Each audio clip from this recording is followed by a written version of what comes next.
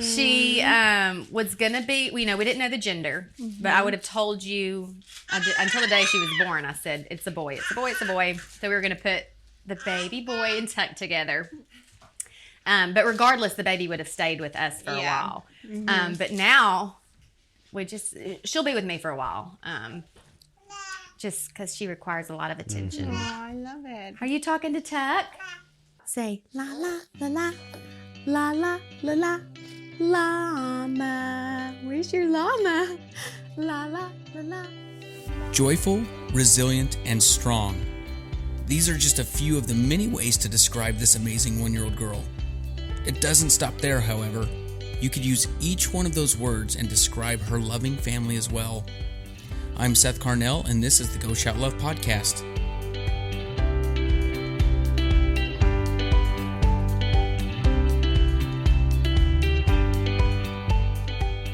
In this episode, we are meeting happy and determined Emmi, who is the daughter to Abby and Brent, and the sister to 3 incredible big brothers, Dane, Webb, and Tuck. Now, unfortunately, due to the demand of Brent's job, he was unable to be with us today.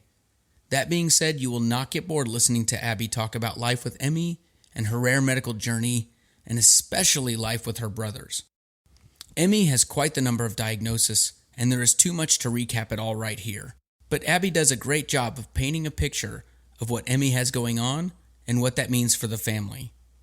I think what will stand out for everyone is how Abby makes you feel at home when talking to her, almost as if you've known this family for a long time.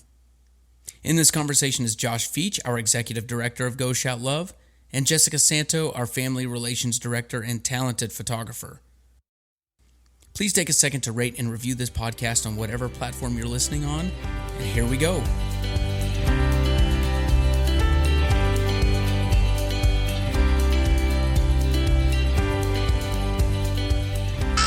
She is so talkative. She is talkative. In the hospital, and I knew she wasn't well for a while because of that, because she wasn't. And so She wasn't talking. when she started feeling better, she started talking. Oh, I like her kind of sitting up like that. You can sit up.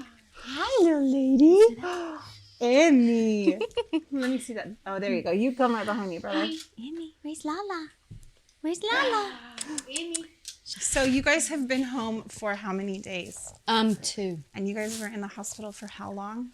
15. 15 days. And that, you just got home from the hospital. Yes. And you went to the ER, right? Correct. And that turned into a 15-day hospital stay. And I almost didn't go to the ER. I was like, should we go to urgent care? Or should we go to the emergency room? I'm like, I think she was not quite a week out of her surgery. And so I thought, if we go to the children's urgent care, I've done that before, and they called an ambulance for us. And so I was like, I already know they're going to send us there. Let's just go on. But never did I think I was... What was going on that you thought she needed some attention? Well, she had a fever of 103.8 was the main thing that I saw going on. She just wasn't herself. Like, her eyes, I just say they're like sparkly. You just knew when something she's was awake. wrong. Yeah, or not awake. When she's, happy. Like, her eyes just speak for her. And she wasn't like that. And she had, after her original spica cast surgery, she got a Mickey button. And after that surgery, she started gagging. And like, we still don't know why she started gagging, really. But she had never done that. And Like she was choking? it was like she was choking. But we didn't know on what. She would just be sitting there, and you would look over and she would choke. Sometimes bring stuff up, but she doesn't swallow consistently. And so I was already watching her like a hawk, because I was afraid she would aspirate on all that. So when she got the fever, I assumed it was pneumonia. I'm like, okay, she's aspirated, but it wasn't. It wasn't pneumonic. Now, did you have any medical background before Emmi? I did not. But now you are kind of thrown into the world, and you yeah. know that it's just amazing where you were like, I'm pretty sure it's pneumonia. Like, you're already just diagnosing her because you just know your daughter, and you know when things aren't right. This is true. At the hospital, I went and got, I needed a shirt one day because, ran out of clothes. And so I went to the gift shop and bought a hospital shirt and teased all her nurses that they had hired me on as a nurse. Oh, that's and funny. A couple of them believed me. They're like, what? I'm like, just kidding. I'm not really serious. But I could potentially be hired, minus the degree. Because when you That guys went into the on-the-job ER, training. Yes. you didn't have any time to really probably pack. And you didn't know how long you were going to stay, so you No. definitely weren't anticipating No, keep packing an for 15 emergency hospital bag. Now, you said on the phone that you were going to change, you're going to change what you put in that bag. Yes. So what would be, this is interesting if we have other medical families listening. It might be silly stuff too. What are things that like you didn't think you needed and then you got there for 15 days and you're like, oh my gosh, I should have had that. Okay, baby nail clippers. Her nails grew so long while we were in there, and the hospital does not have nail clippers for babies. So I was like, her nails are so long. Can I borrow a pair of nail clippers? And they're like, we don't have that. Really silly stuff like the bathroom situation. Like, you know, those little suction hooks. Mm-hmm. Those would come in really. I bought those because you have stuff. Like even the like bathroom bag. There's nowhere to hang your toiletry bag. And like the shower would be nice to be able to hang my whatever in there for a long time. And then her hospital room had one plug-in that I could use. And really the hospital needed that plug-in. And so I bought a little power surge thing, you know, that had multiple plug-ins and then USB things. And house shoes, never have I considered that I need house shoes. Like jumping up out of bed to tend to her in the middle of the night. I do not want to be walking on the hospital floor. Yeah. And so house shoes have been added to my hospital bag. But, you know, my emergency hospital bag was really for one night, not a prolonged stay. I never in a million years dreamed that she and I would move into the hospital for a while.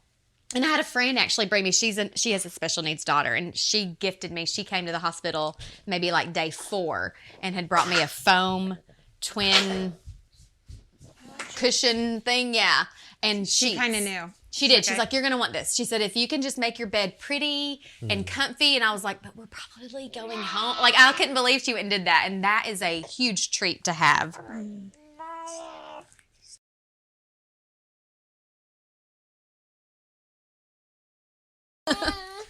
So just the idea of being able to bring a little bit of home into the room. Yes. Yeah. Yeah, make it feel, and I joked and, you know, I call it my apartment. And so we live on the 4th floor here and, you know, maybe a pretty decorative rug. I kept saying that. Like, I need to order a pretty rug off Amazon and put it in this gross hospital floor because it was home. I mean, you know, and my friend brought me some colored Christmas lights and that was fun. Like, I put that over her crib just to make it home. I mean, you know, because it was unfortunately home for 2 weeks. And it probably helps her to not feel like she's in the hospital around all the noise and beeping and yes. I took her sound machine, so for that reason, so that she could have that, especially at night, that constant sound, because interruptions happen all night. So just to have that noise that just went consistently. And we are on the north side of Atlanta right now. So how far is the hospital for you guys? Without traffic, it's 45 minutes. Yeah. And is there ever a time where Atlanta doesn't have traffic? Never. I was going to say that does. The perk is there's a thing called a Peach Pass. And so you can pay for ahead of time like a toll road. And so we have a Peach Pass, but it only goes one way. And so they open it southbound or they close it and open it northbound. And so if they have it open, you're probably getting a 40, you know, it doesn't go the whole way there, 45 minutes to an hour. But if it's closed when you're headed down there, you're just at the mercy of the interstate. Yeah. So, and the day we went down there, it was torrential downpour. It was awful. And I had to take my kids because I can't get there alone. I had to leave them in the car and have grandparents come get the kids. And so, and that urgent care is about halfway. So that was why I was thinking, should we go to the urgent care? Because it's nasty outside and it's a fever. But again, with Emmy, it's pretty, we've done that one other time, you know, gone to urgent care and they called an ambulance immediately for us. And which is probably helpful as it relates to traffic, but if you've got a family that you're with, like, I had them at the urgent care in there. I'm like, okay, I'm going to call Nana to come and get you if we're going on the ambulance. Because my husband's work schedule, I mean, he can't just leave and come ever. So tell us a little bit about Emmy. Is she about to turn 1 or has she just turned 1? She'll turn 1 this month. This month. So when people are listening to this, it's going to be June. So we're recording in April. So when they're listening, she will have turned a year ago, a couple months. She'll turn a year a couple months ago. So tell us a little bit about, before we get into like the medical background and all that, just tell us about Emmy and her personality as a little girl. How would you describe her? Well, she's at the mercy of me right now. And so I make her very girly because she has 3 big brothers. I don't know if she'll be really girly, but she's just the perfect missing piece to our family. I tell everybody we didn't know we were missing her, but we were. She filled a void. I don't want to cry, but I would have just told y'all we were complete, but we weren't. And she brings so much joy and laughter and excitement. The smallest things that she does we just get so excited because there were so many things we didn't know if she could do, would do. So when she does those little things, even like moving this arm, when she was born, we called it her lucky fin because it was stuck. Now I can't even make it do what it did, but it was stuck up here. We couldn't dress her in the NICU. But it's such... It got broke in the NICU. But it's such a fancy little pose. It is. I love it. And it for a while, it would kind of look like she was pointing it back at herself. But like, I didn't know. And it's a little webbed here. And we didn't know if she would ever move this arm or this hand. And she does. And so like when she does little things like that, we just all celebrate. She drums her little fingers, and she does have the tiniest toes. She has this, and they look so big actually in this cast. Like it changes the look of them. But her little fingers, she didn't move for a long time, and so now she'll drum them. It just gets us all excited because she just does that. And then she started before the surgery taking this shoulder and like moving it, and that excites us because that to me, I'm like, everything's waking up in there, and she wants to move, and she will, she will move. How would you describe? It's been cool to see in the short time that we've been here, your boys and how engaged they are with her. How would you describe their relationship, and what have you learned about each one of them through this process?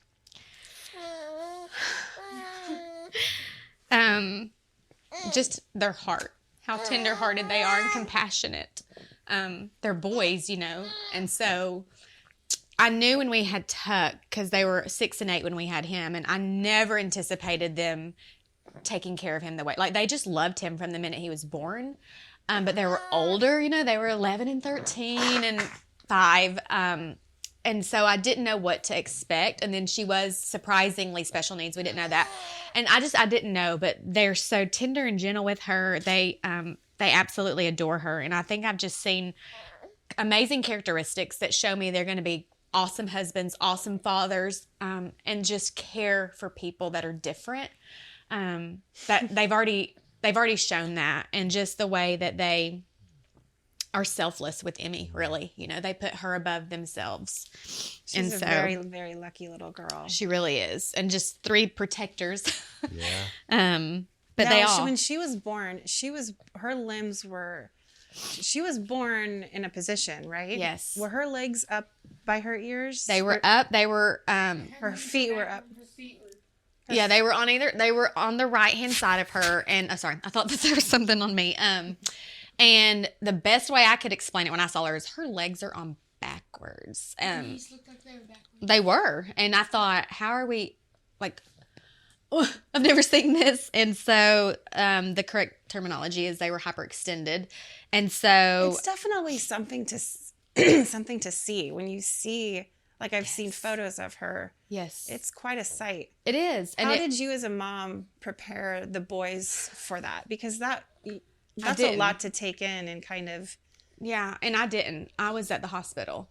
I had a C-section and I hemorrhaged, and so my husband came home and talked to them, and that was hard, because that's a big deal.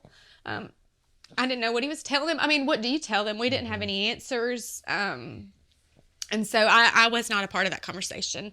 But they didn't want to know the gender because we had home births with the boys, and so. One of them was going to get to tell me the gender. That's like a big deal, Is it a boy or girl?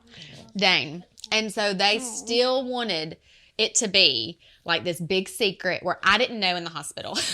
And I'm like, this is going to be really hard to have happen. And so when we saw it, we were like, we will see. And then when we saw Emmy, we realized we're not coming home. Like, y'all aren't coming, well, because of COVID, but this is going to be different. And so my husband, I remember him calling and saying, are you sure you don't want to know the gender? And they were like, no. And he said, okay, well, you're making this real difficult on us. Like, we want to be able to tell you what it is. And so then once they found out it was a girl, then he like got me situated and he came straight here to talk to them, just because we knew that they wanted to see pictures, and it would have been a lot to take in, you know. And you said there were no indications that something might be off until it was time to have the baby. Yeah. So, even in ultrasound, you couldn't tell with her ligaments? and I had a lot. I had an amnio, an MRI, blood work, because there was some things I had. It was a high risk pregnancy because I developed COVID early on, and then I thought I was miscarrying, but then I quit bleeding, and so I went to the hospital because I had COVID, and they discovered a huge fibroid. And so that created this like complication. That's really why we had a hospital birth and not a home birth. It was because we had this massive fibroid that was bigger than Emmi when she was born, blocking my cervix. It was like a miniature basketball. It was huge. And so that limited a lot of like visible findings on Emmi. And so on what do you think about, that's kind of interesting that limited your findings. Do you think that was a blessing? That's what I was going to say. I do. Because it would have changed nothing. Right. And I think there was a lot of beauty in the surprise because, you know, obviously you start researching everything whenever you just, if I would have been told anything ahead of time, I would have started the researching. And, you know, just like finding the neurologist here, that gave me her primary diagnosis of polymicrogyria. And he was like, what she does now is all she'll ever do. Well, I mean, at that time she did nothing. And that was devastating to me. And so I think to have been told something like that pregnant, I mean, I just don't see any positive from that. Yeah. I love surprises anyways. That's why we don't find out the gender. And so I am thankful that I did not know ahead of time because it would have changed nothing. Yeah. So, yeah. How did you, taking the news, especially from a doctor like that says what you're seeing now is the best it'll ever be, I guess. That's probably not what he was saying, but it could easily be taken that way. Mm-hmm. It's that she'll never be able to do more than this. Mm-hmm. How do you respond to that? Like, well, immediately how I responded, I was alone in the hospital because COVID. And my husband had gone to work at midnight. He was home asleep. And the doctor called to tell me this. And at the time, we thought my grandfather was dying of COVID. He was in the hospital dying of COVID, we'd been told. So I didn't feel like I could call my parents. I felt very alone.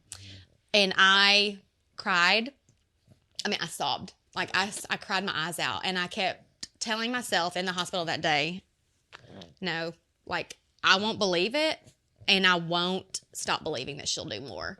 I'm going to act like I never got the phone call because in reality, it changed nothing about my baby. She was born with polymicrogyria, and when she was born, I believed the best for her, that she will do anything in this world that she wants to do. We'll help her. We'll make sure she does. And getting that like label changed nothing about her. And so, I mean, before I left the hospital, I resolved, like, I'm just acting like I didn't get that phone call. It gives me some insight, you know, into the future of what we need to do, but he doesn't get to tell me that. But I still grieved for probably 2 weeks. I cried and it was just kind of like that. Like I don't even know how to explain it. And then it was just this peace, you know, of like accepting it and being like, who cares? You know, like she's still Emmi and like we love her and that nothing's going to change about that.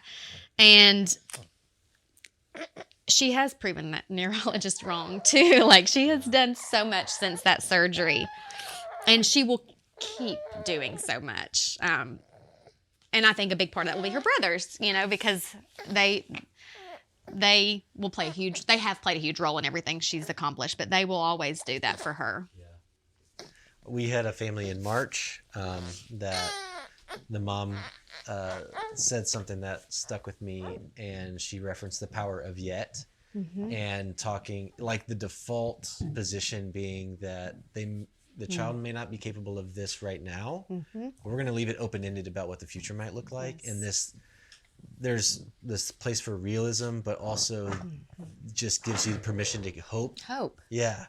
And to keep fighting. Yeah. That was my thing with him telling me that. Like, I'm the type of mom, like, if he had said that to a certain person, they might have been like, well, why am I going to all these therapies? Like, my life revolves around therapies and trying to do all this. If she's never going to do more, well, I'm done trying. And I think that's sad to think about, the fact that there will be children in the world whose parents hear that news and take that approach. But in me, I was like, no, I will never believe she can't. I will always believe she can. I don't care. Like, I will fight for her because, in so many ways she can't fight for herself. But I would do it for my boys. Sure. And so I will do it for her. Tuck, what's your favorite thing about Emmi? What's your favorite thing about her? He's going to shy up. Mm-hmm. What about you guys? What's your favorite thing about her? If you had to describe her in one word, what would it be? Strong. What about for you? Perfect. Oh my gosh, that's the best. That's a good big brother right there. Yeah, I think that's one thing we've learned since having Emmi. You hear people that have special needs kids, and they would say, like, I wouldn't change them if I could. And it's just hard to understand until you have one. We would never change Emmi. Like, I believe with all my heart, she's exactly who she's supposed to be. She's here for a purpose. Her having special needs doesn't make her purpose in life any less meaningful than ours. Maybe greater. I mean, I feel like she's here to teach a lot of different lessons. She seems like a good cuddle partner. She's like a therapy baby. Yeah, I've had a lot of people tell me that. Like, can I just hold her because she just comforts me? I'm like, sure, but she is. She's just sweet. And how is she defying the odds right now? Are there things that she's doing that she's kind of knocking out of the park? I feel like the movement in general, and even her talking, she does talk a lot. She talks and she says "Dada" and "Mama" and "La La," and those are things that neurologist gave me no hope for. And she's doing it, and like, I know she's a little delayed, but she's not that delayed on all that, and that is really exciting to me because just the Dada, like, when she started doing that, there was a huge party here. I mean, and we just never get tired of hearing that dad, dad, dad, dad. Like, I think Josh, you'd agree. We hear that a lot. Those like little moments become really big moments. Oh yeah. Oh, really huge. Big celebrations. You celebrate the craziest things, and yeah. And then the movement that she's doing, that's so exciting to us when she does that and just responds to it. And I don't know, she is resilient and tough. Yeah. So your husband's not able to be here with us today. That's correct. And his name is John, is that right? Brent. Why did I think it was John? I thought you were being silly there for a minute. No, I'm so sorry. Brent. Okay, so describe Brent's relationship with Emmi, and what's that been like to see them connect? That's been really special. He would even tell you he's not a baby person. He just isn't. And that's always been fine with me because I am. I'm like, give me all the babies. And it's so different with Emmi. And I don't know, everybody said it would be if we had a girl. Mm-hmm. And I did not believe them because, I'm like, he does not like, not like babies, but he's just kind of like, okay, here you go. It can be a little intimidating. There's this tiny, fragile thing. Yes. It's like, I get it, yeah. Well, and they don't do anything. That's always his thing. Give them to me when they're like 1 and can throw a ball or something. Yeah. Like, you want to hold the baby? Go ahead. I don't really just want to hold a baby. But it's different with Emmi. And he bonded with her immediately, really. Just different bonding. She was so helpless. Mm-hmm. And I do think that caused him to I don't know, pursue that baby bond more than he did with the boys who weren't, they just weren't helpless. Yeah. I mean, babies are, but you know what I mean. Sure. But now oh my word. Well, he hasn't been able to because, like I said, we were only here a week before we left. But he had this habit where every day he comes home and she hears his voice and she starts to cry. Just like a baby does with the mom. But she does it with him. And that means, get me. And he would say, you want daddy to put you night-night? And she would cry harder. And that means yes. And they would go in there and he would lay her on his chest and they would nap. And which is helpful for me because then that gives me, I know that and that's what she wanted. And so I have never seen the side of him until we had Emmi, just this soft, mushy side. but it's there. And she brought it out. And so I even just, I'm thankful for that, even just to see him in a different way. I've never seen him. Yeah. And she definitely has him where she wants him. Wrapped around her finger, huh? Wrapped, really, yeah. All the boys here. Yeah. Well, we talked a little bit about this earlier, but share a little bit about how the boys have been, like, really into helping and not. I can imagine that there would be a little bit of temptation of, like, kind of going back to the kind of being fragile, being careful, and like. But you said that they even help with suctioning. Like, they just get into it. Tell us a little bit about that. Yeah, when we were in the NICU, one of the things that I'm going to stand up and bounce her, but one of the things the nurses said was the best thing you can do for Emmy when you leave is treat her like she's typical. And I was just thinking, like, I just don't think I can do that. Like, she's fragile, and because she was, she had 2 broken bones in the NICU, and I was just, especially with them. Well, that has just not been the case. Like, it's almost second nature to treat her like she's typical. In fact, Tuck will take his not ripstick, hoverboard, and put her in a contraption and hoverboard her around, and things that other moms would probably, but having 3 boys, I guess, prepared me for that. And she loves it. Was there any hesitation on your part at first? There wasn't, actually, because I knew he loves her so much. And even if he is a little crazy, like when Emmy comes around, I knew he would not, he's going to be extra cautious with her. Not really extra cautious, but he was careful, and she squealed with excitement and laughter. I mean, we put her in like the little plastic things you put under the bed for storage. Yeah. He put her in that and was flying her up and down the driveway, and she loved it. And when he stopped, she cried, and I'm like, oh dear, we've created a monster. And then we got her wheelchair, which she can't ride in with this spica cast. And that's what he would get. Our house isn't, incredibly large, but he gets on his hoverboard and rolls her that way, back and forth. And she just loves it. And what great memories as a family. I know. Oh, yeah. Yes. And the boys, I mean, even with the suctioning, I was even thinking about that last night, how, when I came home, I didn't even understand what life was going to be like and how much I would absolutely depend on them. It was just kind of what we did. Hey, I'm going to have to teach y'all how to suction. Here's what you do. And even thinking back, I don't even remember how that happened. But yeah, Dane learned, and then Webb, and then Tuck, and they just did. No arguments about it. And even now I can say, hey boys, I got to get in the shower, because usually Daddy's asleep. Can one of you come back here? And usually without hesitation, there's always one that's like, I will. It's not, and it changes night to night, And Tuck, so you guys even are learning you've taught them what to look for and when to suction her. Yes. So you're not telling them to go do it. Correct. They're learning to read her and Correct. care for her. That is incredible. Well, driving, I can't see her. Yeah. So I depend on them to do that. And even when we were in the hospital, I FaceTimed them one night and said, I'm getting in the shower. Watch your sister. I'm like, I know you can't do anything, but talk to her and entertain her. And so I propped the phone up, and they sat on the phone and talked to her, and, she was happy. But that's, I mean, I feel like there's obviously times, that they would, I'm sure, rather do something other than that, but they don't make me ever feel like that. And Tuck begged me to teach him how to suction. Please, I want to help. I want to do it. I'm like, okay, let me teach you. Just don't cram it down her throat. I'm like, please. And then I can do it in the car. Put my car seat with her. And he did it one time. He did do it. It allowed the big boys to be able to spend the night with a friend, and me to take them and drop them off. And he did. He took care of her on the way home. It's such a gift you're teaching them. I just am thinking of these 3 as fathers someday, and having all this. I know. Really Sounds like you're raising some pretty great guys. Yeah, for sure. I mean, I'm a little partial, but I think they're amazing. Yeah. And I know that I couldn't do it without them, but I'm thankful for Emmy that she has them too. Not every little girl has that. So she's very blessed. You guys got a pretty proud mama too. They know. Yeah. They do. I mean, they don't just help me with Emmy.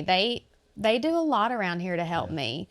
The yard, the house, and they're homeschooled, so they're here, and they have servant hearts. And I'm very, very thankful for each one of them. How did homeschool have to transition with Emmy? Well, it was great because I was like drill sergeant last school year before she was born when I was pregnant. We've got to get through school, and we finished school on a Tuesday, and at 1 a.m. my water broke. It was like my body was like, oh, I can finally have this baby. And so we were done with school. And so we kind of got that whole summer to get acclimated to having Emmy and going to all the appointments and all the things. And then this school year has definitely had its challenges. I was going to start kindergarten with Tuck, which would have been hard regardless with the newborn. But I always hold my boys back, so I didn't hold him back. So basically, I'm like, we're not doing kindergarten this year. We'll start kindergarten next year. And I've just had to learn the beauty of homeschool is flexibility. I'm not always a flexible person. I'm very much like we've got to do this. And so I've had to really embrace what I preach, which is flexibility. And that, that's a work in progress, but it is true. At the end of the day, I can tell myself they may not have done a ton of book work, but what did they accomplish today? And what did they learn? What will they remember from today forever? Because if you think back to it, like, what do you really remember from elementary and middle school? Nothing. You're learning a lot of practical application and how to read and like answer questions. They can do all that kind of stuff. But like they're learning things that their peers are not learning. And that is the kinds of things that are going to see them through adulthood and potentially put them on a different path than they would have ever been on. And so I have to do a lot of that with myself, like just the practical applications that they learn at home that they would not be learning if they went to school and Emmy was here. So, yeah. And a lot of people ask me, will you still homeschool? And I'm very thankful that we already homeschooled because I really don't know. I couldn't have handled learning how to take care of Emmy and also trying to learn how to homeschool. And so I'm thankful that that was already what we did because I would really have had to homeschool them. Just getting them to and from school. I don't know what I would have done. I couldn't have gotten home.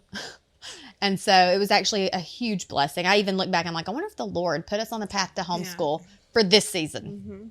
And that was like the whole reason I ever felt that call. The early days when Emmy was born, you weren't able to spend direct time with her, right? As far as like being able to hold her and stuff like that. Is that right? Yes, for a while. She had like a PICC line, which was, I don't know a lot about it, but it was a kind of put her more at risk, I guess, for being held. She also was born with a broken femur. And I didn't want to ever hurt her with that. And she was just, there was a lot we didn't know about her. And I'll never forget a nurse telling me one day, do you want to hold her? And I was like, can I? And she was like, yeah. And I was so scared, but actually that picture up there, you can see I have a teardrop in my eye because like, I was so excited to hold her. I had a little girl and I really hadn't even held her. I held her obviously when she was, well, not after the C-section, but they brought her to me when I was in recovery. And I don't even remember that. I remember her screaming. Aww. And I remember trying to nurse her and she wouldn't nurse. And I was like, am I hurting her? I didn't even know where her legs were. They had her bundled up and they're like, no. But I was really scared. And now when I know she has that broken femur, I'm like, but was I hurting her? Like I couldn't, let my mind go there. So that day they like put her on me skin to skin and zipped her up in that little kangaroo pouch. And I was like, oh my gosh. Like it was just such a sweet moment for me. You almost have to remind yourself that you are her mother. Yeah. I felt like I was playing house when she was in the NICU because I would go talk to my daughter. It did not even feel real. And then leave her every day for 38 days. The boys had never met her. That picture up there is the first time they met her. And how old was she? 38 days. And so it was kind of like not real. And is that because of COVID? Yes, I think the NICU, I don't really know their typical rules. I don't know that they could have gone up there They're prior. Pretty strict even without that. I think if it was like life and death, they make exceptions. But just to be getting well to come home, and she was never life and death in the NICU. So that was really hard. That was a really hard season. Because because I was recovering from the C-section. They had to remove that massive fibroid. He could not sew me up. He wasn't going to remove it, and then he couldn't sew me up. And then I hemorrhaged. So I had like all these setbacks in what would have been a typical recovery. And then instead of being at home resting every day, I went to the hospital and spent about 8 hours. You what? And so that was a hard season, but I believe it made us all stronger as a family. Going through hard times usually does that. I asked about how you've seen the boys change, but what have you learned? What has Emmi taught you about yourself? Really, that I am a weak person that needs the Lord. I could not have made it through this year, basically, without the Lord. But that with him, I can face whatever life throws at me. I had never had a hospital birth, and so I had all sorts of questions for the OB. I'm like, tell me this and tell me that. And one of my questions was, well, do y'all take my baby from me? And he's like, no, we can leave the baby in the room, whatever. He's like, now, if she needed a transport to the NICU, then we would take the baby. And I was like, just stop. No. I was like, the baby's not going to need to be transported. And in that moment, I thought, I couldn't survive that. I could not survive them taking my baby from me and being in their possession. To me, that seemed unsurvivable. How could you do that? But in that moment, obviously you didn't have a choice, but I knew that's what had to happen. She was where she needed to be.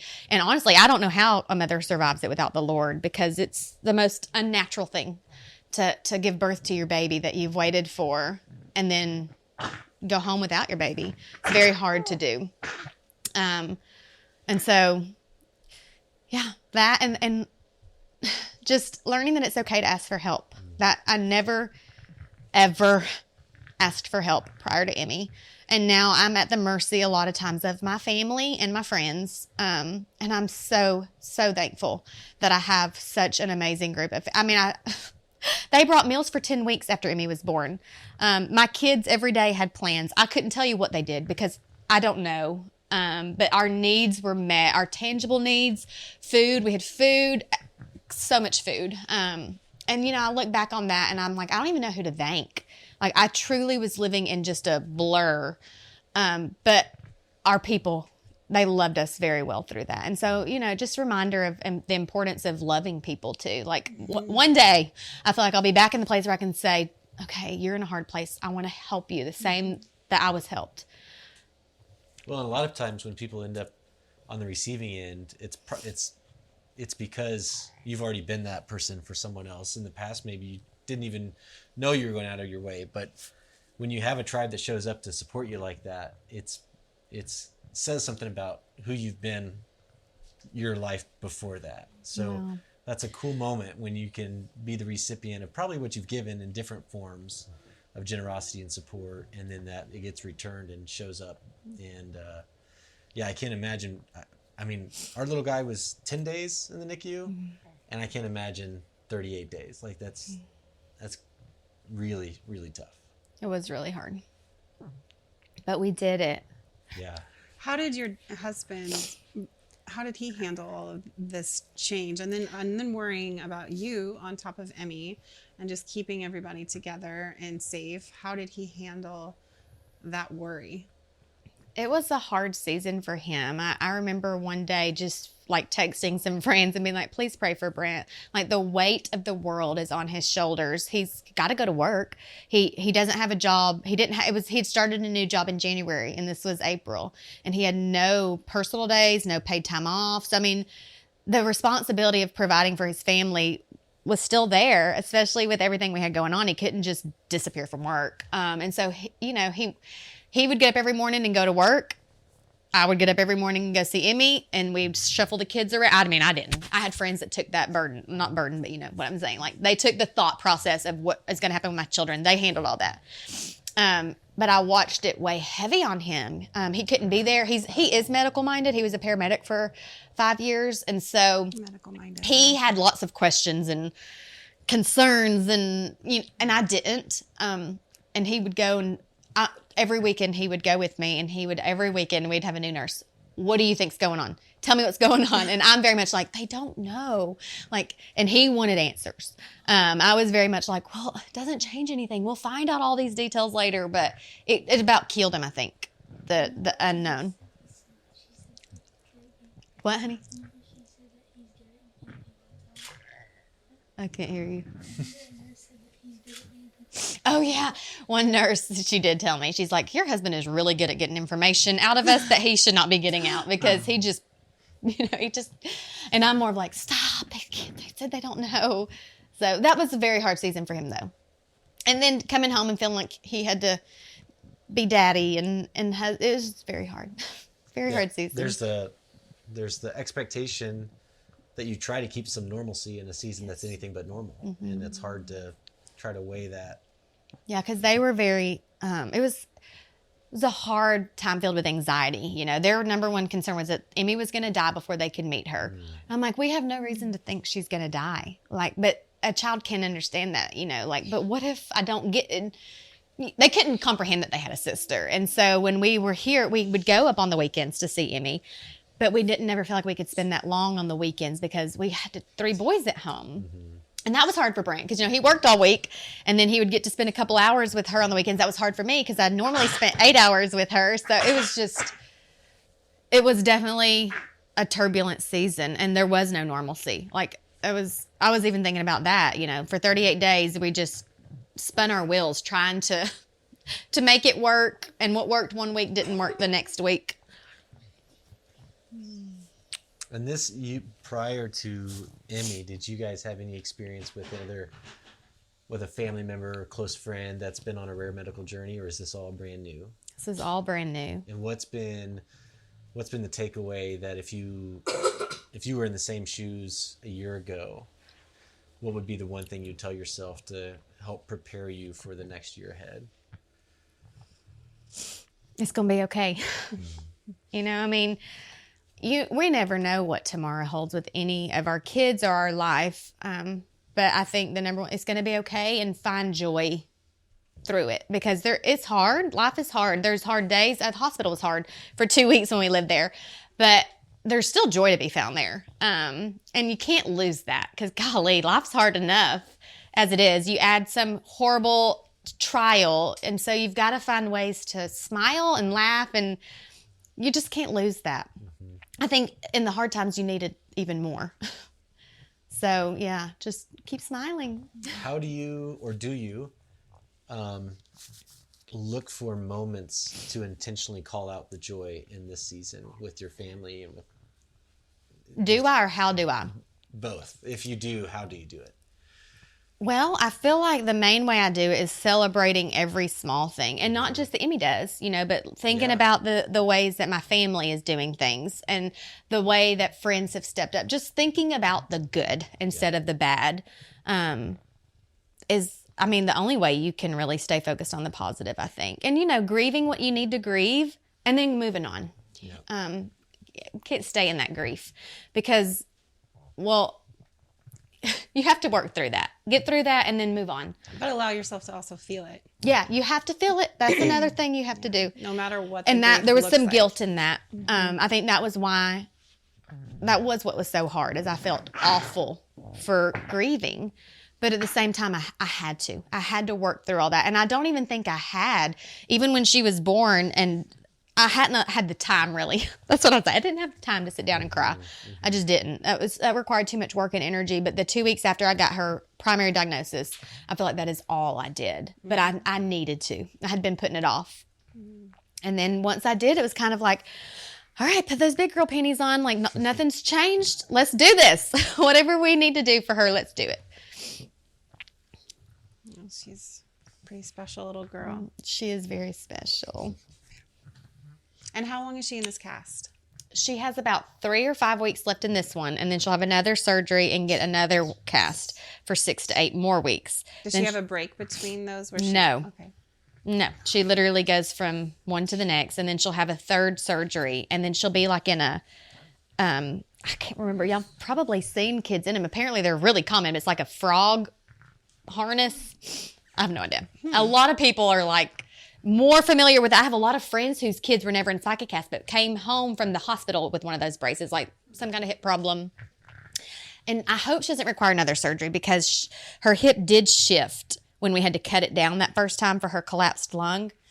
And I didn't really have the heart to ask if that changes the outcome of anything. I was just kind of like, oh, okay, we'll see. I don't know what that means. But we have a follow-up, and I'll find all that out. But I will say the cast is not as awful as I thought it was going to be. It's tricky, diaper changes. And obviously she already got a second cast. She wasn't supposed to do that, but she had a major blowout in the hospital.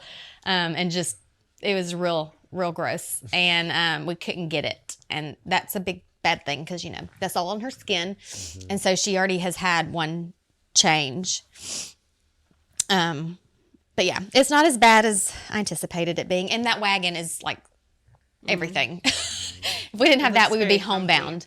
Yeah, because I could not grocery shop and hold her. Mm-hmm.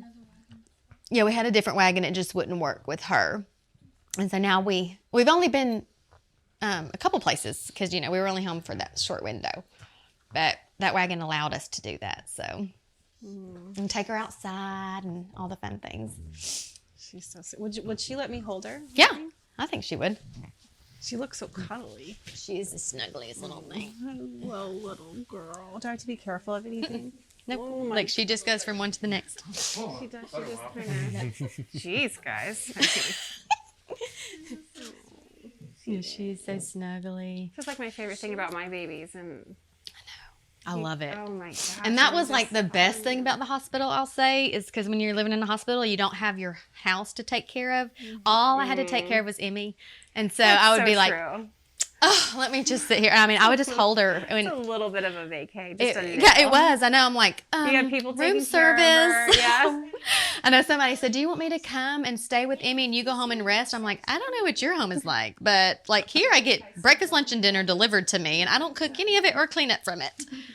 Oh my gosh, yeah, I could stay like this. Oh yeah. Even with her cast, she's still snuggly. Mm-hmm. It's almost I feel like it helps the situation. It kind of does. It makes her feel more secure, I think. Yeah.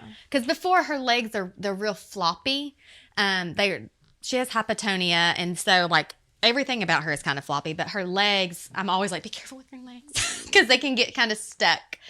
I thought we broke her leg one day and went and rushed to get x-rays. I'm like, I'm sorry. I'm the mother I never was with my boys. Like she frightens me at times. She's fragile. She is, I know. And she can't, like other babies can like pull at their ear, like give you some kind of idea if something's hurting. But because she doesn't move her arms like we do, you just have to guess. Like, what is it? Well, I could hang out here for a while. I know. So snuggly. She's like, "Whew, that wore me out." Oh my gosh. I know she didn't even budge. Thank you for sharing your story with us. Yeah, thank y'all for caring. You have an amazing community that really loves you. They really love Emmy. I'm like, I don't know what it is, but I'm thankful for that. I feel like she's, just like I said, I didn't really have anybody in my life that I was intimately involved with that had special needs. And I think that's so important for other kids and other adults to be involved. And now she's opened up our world to special needs kids, and it changed us in that. It's kind of been neat to see that change was instantaneous for us. At Go Shout Love, we do amazing things for amazing families with kids on rare medical journeys. Each month, we shout love for families through the sale of creative apparel inspired by the kids. This month's Celebrate Always Design is inspired by Emmy, a happy and determined little girl who loves her stuffed llama.